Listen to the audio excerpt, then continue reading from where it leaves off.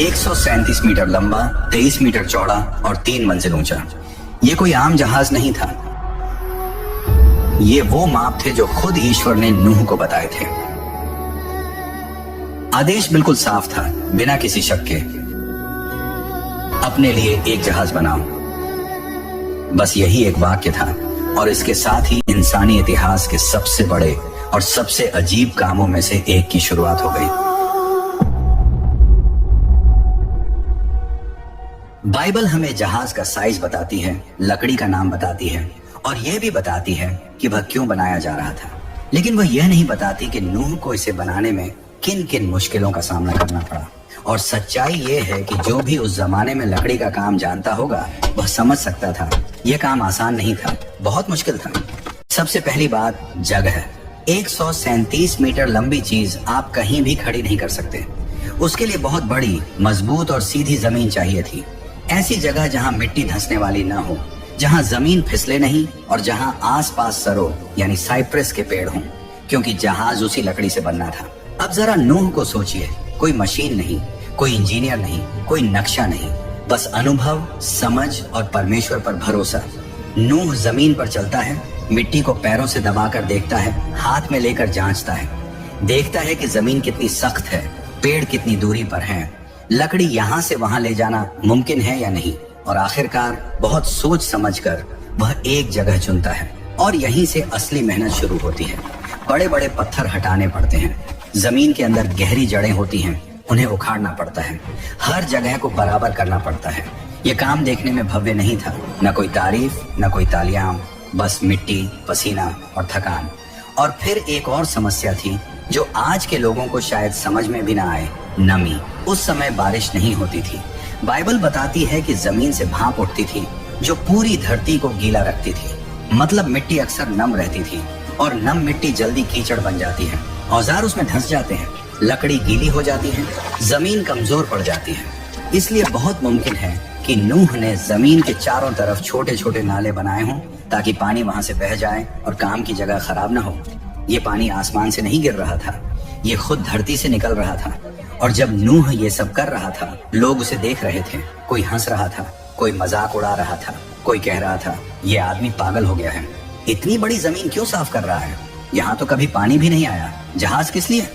लेकिन नूह किसी को जवाब नहीं देता, क्योंकि वह लोगों के हिसाब से काम नहीं कर रहा था, वह ईश्वर के कहे मुताबिक काम कर रहा था। जब जमीन आखिरकार काफी मजबूत और सूखी हो गई, तब अगला बड़ा काम शुरू हुआ, लकड़ी जमा करना। परमेश्वर ने साफ कहा था, जहाज सरों की लकड़ी से बनाना। सरों के पेड़ छोटे नहीं होते, वे बहुत बड़े, भारी और मजबूत होते हैं। ऐसे पेड़ काटना आज भी आसान नहीं होता, और उस जमाने में तो और भी मुश्किल था। एक दो पेड़ नहीं, सैकड़ों पेड़, हर दिन वही काम, कुल्हाड़ी उठाओ, वार करो, फिर वार, फिर वार। कई घंटों के बाद जाकर एक पेड़ गिरता, जंगल में उसकी आवाज गूंजती, लेकिन पेड़ गिरने से काम खत्म नहीं होता था। अब सवाल था, इतने बड़े तनों को वहां तक कैसे पहुंचाया जाए जहां जहाज बन रहा था। न पहिए थे, न ट्रक, न मशीनें। तो उन्होंने वही तरीका अपनाया जो पुराने जमाने के लोग जानते थे। लकड़ी के गोल लट्ठे, बड़े तने के नीचे छोटे लट्ठे रखे जाते, रस्सियों से खींचा जाता, धीरे धीरे थोड़ा थोड़ा करके लकड़ी आगे बढ़ती। जैसे ही तना आगे जाता, पीछे के लट्ठे उठाकर आगे रख दिए जाते। ये काम बहुत धीरे होता था, थकाने वाला था और कभी कभी खतरनाक भी। लेकिन हर लकड़ी जो वहां पहुंचती, नूह के लिए एक बात की याद दिलाती, मैं जो कर रहा हूँ वह बेकार नहीं है। आसपास के लोग यह सब देखते थे। इतनी बड़ी बड़ी लकड़ियां एक अजीब सी खाली जमीन की तरफ जा रही थी। लोग और ज्यादा मजाक उड़ाने लगे, लेकिन नूह रुका नहीं, क्योंकि जो आदमी परमेश्वर की बात सुन लेता है वह दुनिया की हंसी से नहीं डरता। धीरे धीरे लकड़ी इकट्ठा होने लगी। अब वह समय आ गया था जब सिर्फ काटना और ढोना ही नहीं, बल्कि कुछ खड़ा करने का वक्त था। ऐसी चीज जो पहले कभी किसी ने नहीं बनाई थी, ऐसी चीज जो आने वाले समय में सिर्फ एक जहाज नहीं बल्कि जिंदगी की आखिरी उम्मीद बनने वाली थी। जब काफी सारी लकड़ी जमा हो गई, तब नूह के सामने अगला और सबसे जरूरी काम आया, जहाज की नींव बनाना। कोई भी बड़ा काम ऊपर से नहीं, नीचे से शुरू होता है। और इस जहाज के लिए सबसे अहम चीज थी उसकी रीढ़। रीढ़ मतलब जहाज का वो हिस्सा जिस पर पूरा वजन टिका रहता है। 3 मंजिलें, जानवर, खाना, पानी, सब कुछ उसी पर निर्भर था। अगर यहाँ जरा सी भी गलती होती तो पूरा जहाज कमजोर पड़ जाता। लेकिन यहाँ एक बड़ी दिक्कत थी, इतना लंबा पेड़ होता ही नहीं। 137 मीटर लंबी लकड़ी किसी एक पेड़ से मिल ही नहीं सकती थी। इसका मतलब साफ था, कई बड़े बड़े तनों को आपस में जोड़कर एक सीधी और मजबूत रीढ़ बनानी होगी। ये काम ताकत से ज्यादा समझदारी का था। नूह और उसके बेटों ने लकड़ियों को इस तरह काटा कि वे एक दूसरे में फिट हो जाएं। पुराने जमाने के कारीगर ये तरीका जानते थे। लकड़ी में खास कट लगाए जाते थे ताकि दो टुकड़े जुड़कर एक मजबूत हिस्सा बन जाए। फिर उन जोड़ों को और मजबूत करने के लिए कड़ी लकड़ी के खूंटे ठोके जाते थे। जब सब कुछ ठीक से फिट हो जाता तो वो जोड़ ऐसे हो जाते जैसे एक ही लकड़ी हो। धीरे धीरे जहाज की रीढ़ जमीन पर आकार लेने लगी। अब पहली बार नूह को साफ दिखने लगा कि वह क्या बना रहा है। इसके बाद आया अगला बड़ा कदम, ढांचा खड़ा करना।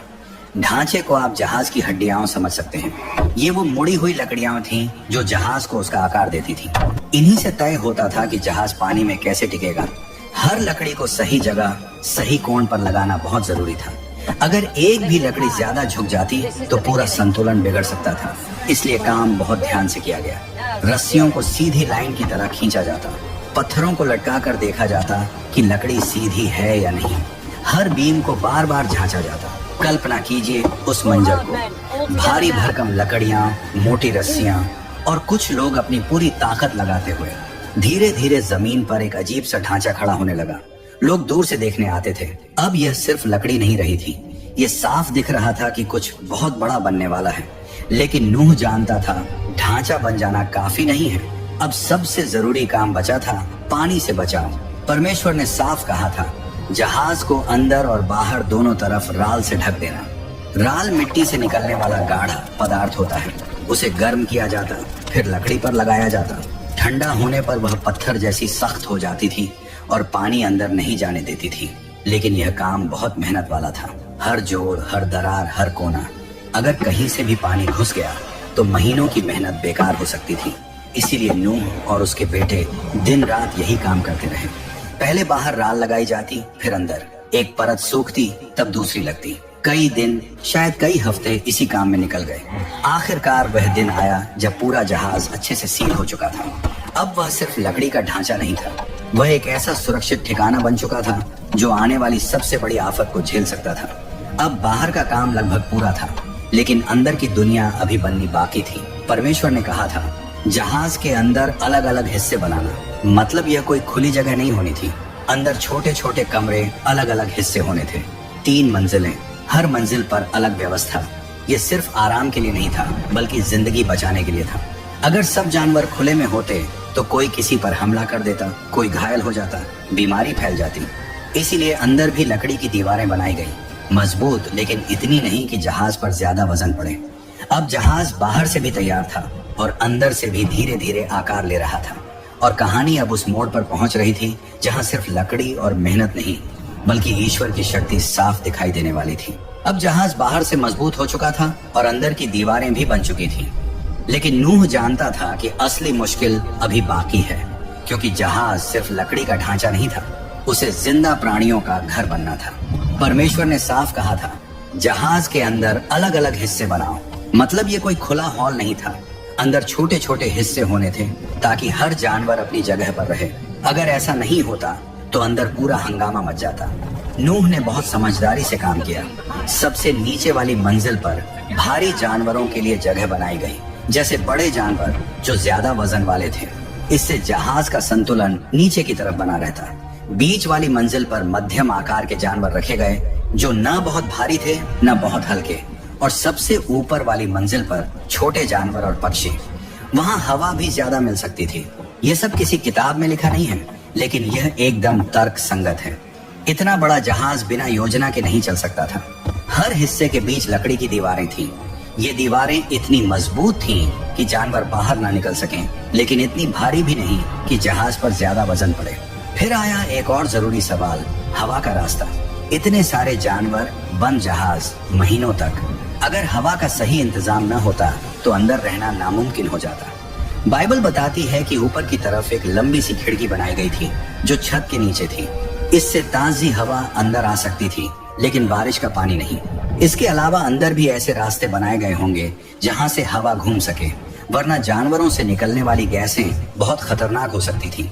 अब बात आती है खाने पीने की। परमेश्वर ने नूह से कहा था, अपने लिए और जानवरों के लिए खाने का इंतजाम करो। सोचिए जरा, सैकड़ों जानवर, महीनों तक, कितना सारा खाना चाहिए होगा। सूखी घास, अनाज, फल, जड़ें, सब कुछ जमा किया गया। पानी भी बड़े बड़े बर्तनों में रखा गया। जहाज के अंदर कुछ हिस्से सिर्फ खाने के लिए थे। सब कुछ सही जगह रखा गया ताकि नमी से खराब ना हो।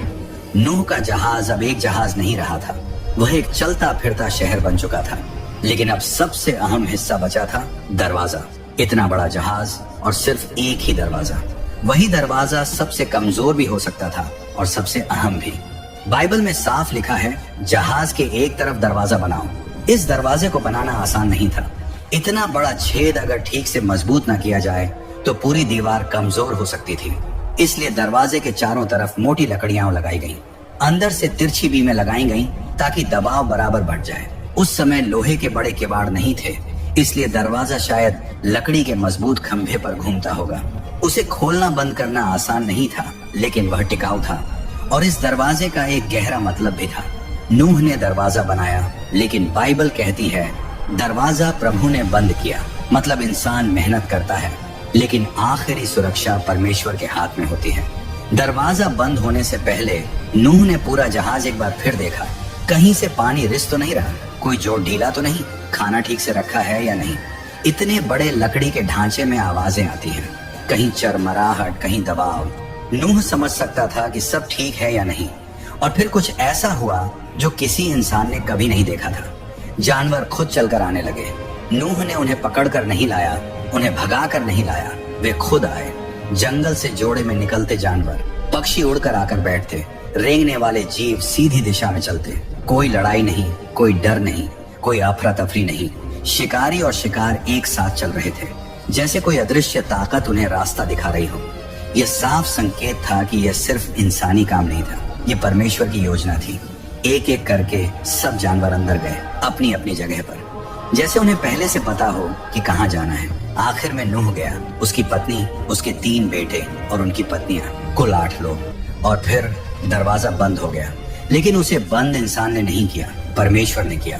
अब बाहर की दुनिया और अंदर की दुनिया अलग हो चुकी थी। अंदर इंतजार, बाहर कुछ ऐसा जो इतिहास में कभी नहीं हुआ था। दरवाजा बंद हो चुका था, और यह कोई आम दरवाजा नहीं था। यह वही दरवाजा था जिसे नूह ने बनाया था, लेकिन बंद खुद परमेश्वर ने किया था। जहाज के अंदर एक अलग ही माहौल था। बाहर की दुनिया अभी भी वैसी ही लग रही थी जैसी हमेशा रहती थी। लोग अपने काम में लगे होंगे, शायद कुछ अब भी हंस रहे होंगे, शायद कुछ सोच रहे होंगे कि नूह सही तो नहीं था, लेकिन अंदर सब कुछ तैयार था। जानवर अपनी अपनी जगह पर थे, खाना जमा था, जहाज मजबूत था, और नूह का परिवार चुपचाप इंतजार कर रहा था। फिर अचानक सब कुछ बदल गया। बाइबल बताती है कि नूह की जिंदगी के 600वें साल में कुछ ऐसा हुआ जो दुनिया ने पहले कभी नहीं देखा था। धरती के अंदर से पानी फूट पड़ा।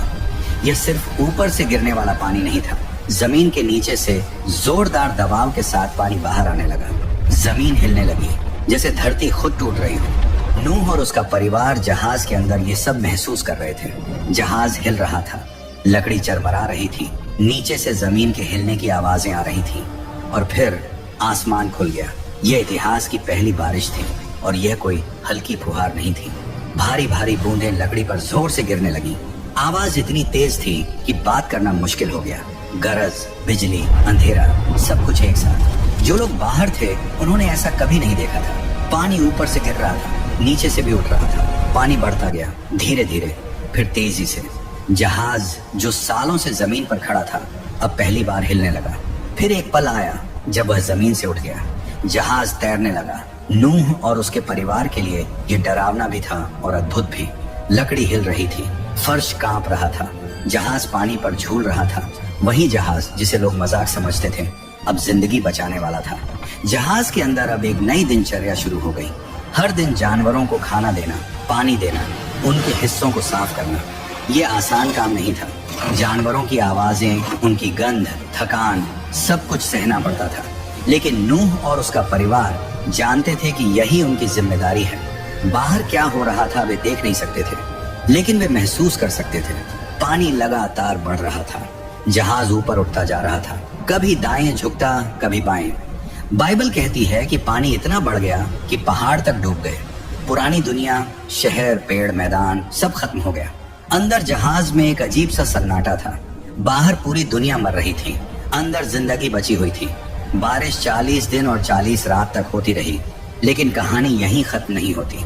बारिश रुक गई, लेकिन पानी फिर भी कम नहीं हुआ। 150 दिन तक पानी धरती पर छाया रहा। जहाज बहता रहा, कहीं कोई दिशा नहीं, कोई पतवार नहीं, कोई नियंत्रण नहीं। लेकिन नूह जानता था यह जहाज इंसानों के हाथ में नहीं, परमेश्वर के हाथ में है। हर दिन वही काम, हर दिन वही इंतजार। और फिर बहुत लंबे समय के बाद बाइबल में एक बहुत खूबसूरत लाइन आती है, और परमेश्वर ने नूह को याद किया।